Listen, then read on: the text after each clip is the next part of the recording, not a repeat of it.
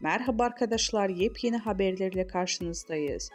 Burak Özçivit ve Fahriye Evcen'den boşanma iddialarına fotoğrafla yanıt. Ünlü oyuncu Burak Özçivit ve Fahriye Evcen boşanacağına dair dedikodular hızla yayılmaya devam ediyor. Fahriye Evcen ve Burak Özçivit'in boşanma söylentilerinin ardından birlikte poz vererek sosyal medyada yeni paylaşımlar yaptı.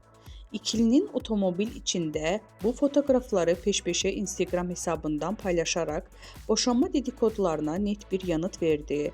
Bu paylaşımlar çiftin ilişkilerindeki sıkıntıların dedikoduların ibaret olduğunu ve hala mutlu bir evlilik sürdüklerini gösterdi.